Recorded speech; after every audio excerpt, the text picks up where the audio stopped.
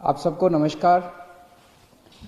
दिल्ली में कोरोना की स्थिति पे चर्चा करने के लिए आज सर्वदलीय मीटिंग बुलाई थी हम लोगों ने और सभी दलों के साथ अच्छी चर्चा हुई। उनके अच्छे सुझाव आए, उन सभी सुझावों के ऊपर हम अमल करेंगे। उस मीटिंग में मैंने सभी दलों से एक ही बात कही, ये समय बड़ा कठिन समय है दिल्ली वासियों के लिए, जब कोरोना के केसेस बहुत ज़्यादा बढ़ गए हैं। ये समय राजनीति करने का नहीं है। राजनीति करने के लिए तो पूरी जिंदगी पड़ी है। हम लोगों को थोड़े दिन के लिए राजनीति को साइड कर देना चाहिए, बयानबाजियों को साइड कर देना चाहिए, आरोप प्रत्यारोप को साइड कर देना चाहिए। ये समय सेवा करने का है। जितनी हम सेवा करेंगे लोगों की, उतने लोग हमें याद रखेंगे।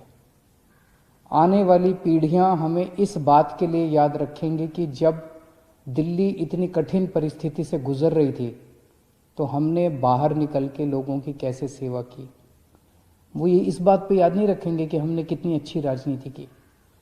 इस बात पे सबकी सहमति थी, सभी दलों की सहमति थी कि हम सब मिलके, सारी पार्टियां मिलके, दिल्ली वासी बनके, देशवासी बनके, हम सब लोग इस टाइम लोगों की सेवा करेंगे।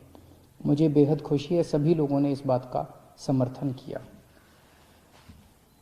पिछले कुछ दिन से इसी बात पे आरोप प्रत्यारोप चल रहे हैं छठ पूजा को लेके। हम भी छठ पूजा करते हैं, सब लोग छठ पूजा करते हैं। खास तौर से हमारे पूर्वांचली जो बहन भाई हैं, उनकी बहुत ज़्यादा श्रद्धा है छठ पूजा पे। हम चाहते हैं कि हमारे बहन भाई छठ पूजा बहुत अच्छे से मनाएं।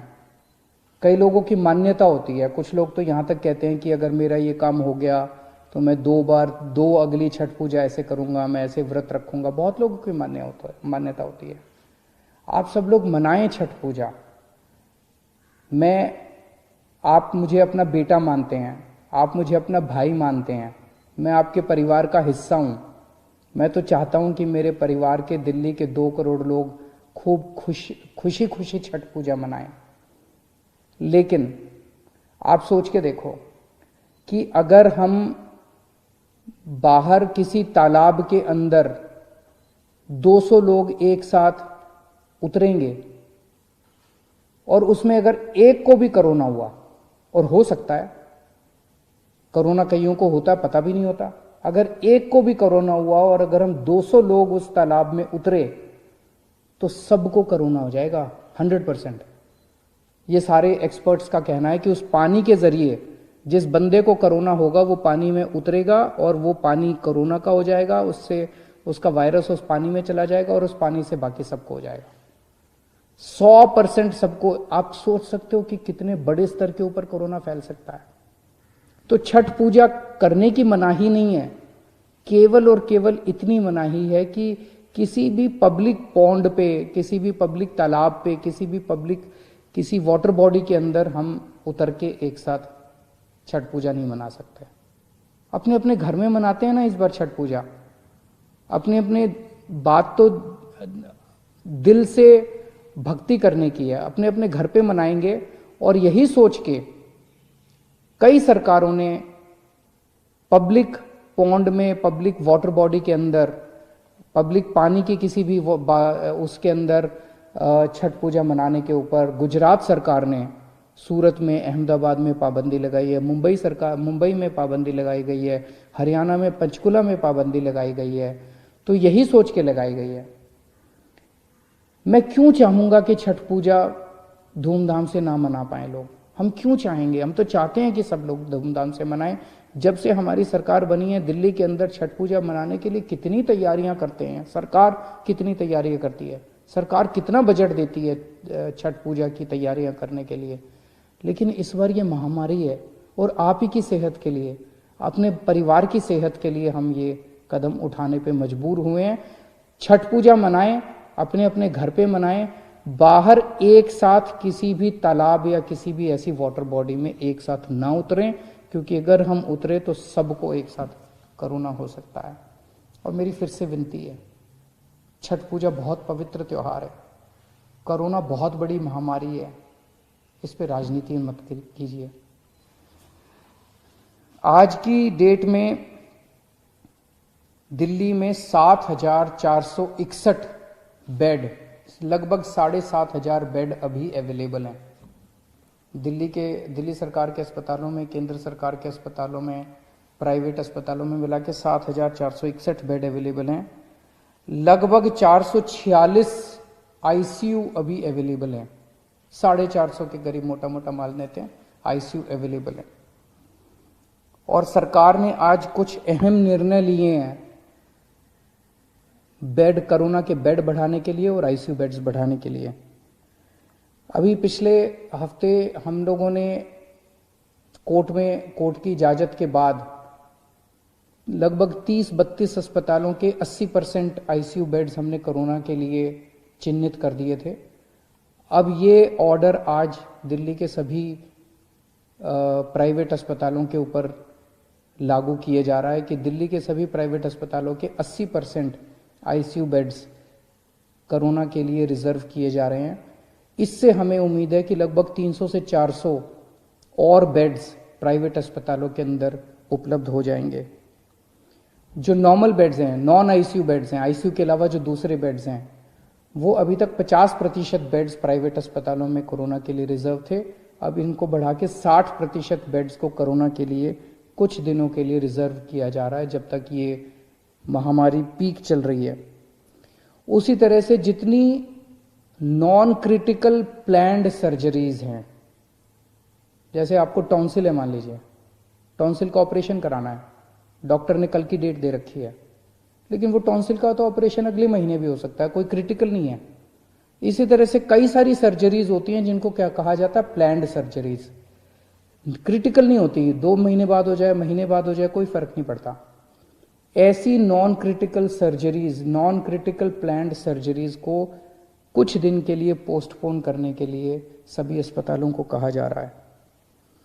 और जैसा मैंने कल कहा था कि आईसीयू बेड्स में दिल्ली सरकार अपने अस्पतालों के अंदर 663 बेड्स की और व्यवस्था, नए बेड्स की व्यवस्था कर रही है। और केंद्र सरकार ने 750 आईसीयू बेड्स देने का आश्वासन दिया है। दोनों मिला के मुझे लगता है 1413 और नए आईसीयू बेड्स, केंद्र सरकार के और दिल्ली सरकार के मिला के 1413 और नए आईसीयू बेड्स इससे उपलब्ध हो जाएंगे। मैं अपने सभी डॉक्टर्स का और कर्मचारियों का शुक्रिया अदा करना चाहता हूं, उनको सैल्यूट करना चाहता हूं। उन्होंने जिस तरह से न केवल मेहनत की है, उन्होंने सूझबूझ के साथ जिस तरह से दिल्ली के अंदर कोरोना का मैनेजमेंट किया है, ऐसा मैनेजमेंट दुनिया के बड़े बड़े देशों में और दुनिया के बड़े बड़े शहरों में नहीं देखा गया। जिस तरह से हमारे दिल्ली के डॉक्टर्स ने और कर्मचारियों ने जिस तरह का शानदार मैनेजमेंट किया है। मैं आपको एक छोटा सा उदाहरण देता हूं। न्यूयॉर्क के अंदर, न्यूयॉर्क अमेरिका में है, अमेरिका कितना एडवांस्ड देश है। न्यूयॉर्क के अंदर 6 अप्रैल को उनकी पीक आई थी। 6 अप्रैल को उनके 6,353 केस थे। उस दिन 6,353 केसों में उनकी 575 लोगों की मौत हुई थी।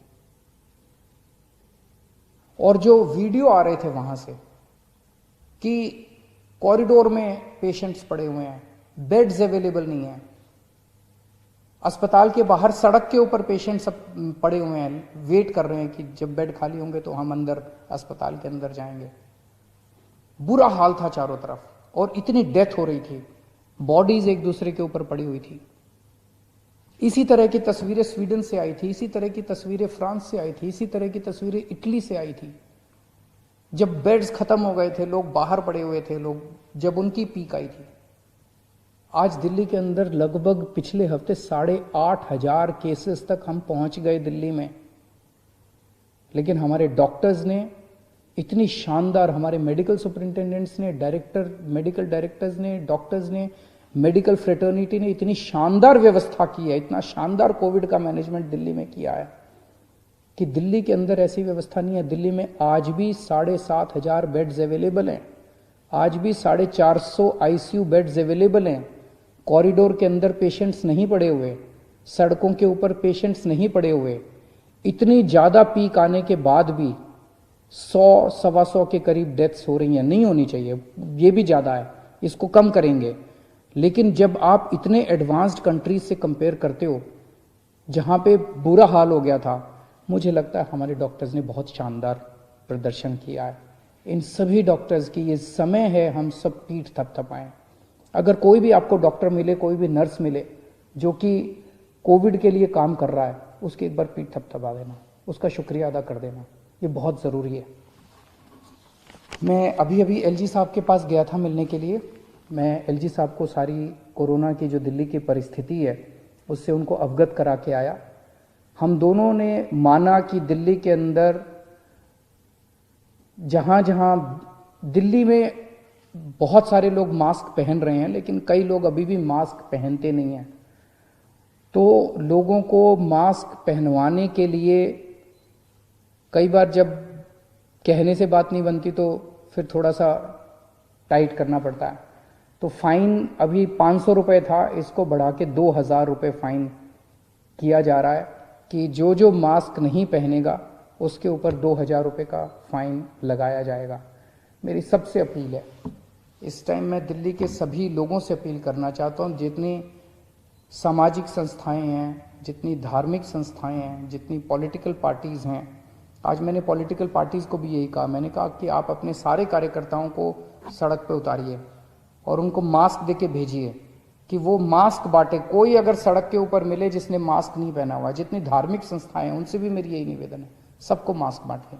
अगर आपने मास्क पहन लिया, आपके कोरोना होने के चांसेस बहुत ज़्यादा कम हो जाते हैं। तो मेरी सभी संस्थाओं से, धार्मिक संस्थाओं से, सामाजिक संस्थाओं से, पॉलिटिकल पार्टी से सबसे निवेदन है कि अपने अपने कार्यकर्ताओं को मास्क देके सड़क पे उतारिए कि वो मास्क सबको बांटे कि सब लोग मास्क जरूर पहने। अगर आप मास्क पहन लेते हैं तो आप कोरोना से काफ़ी हद तक बच सकते हैं। और अगर आप एक किसी को मास्क पहना देते हैं तो आप ये सोचिएगा कि उसको कोरोना से बचाने का आपको पुण्य हो गया। एक आदमी को आपने कोरोना होने से बचा लिया, इस बात का आपको पुण्य हो गया, इस बात का आपको सुकून मिल सकता है। नमस्कार।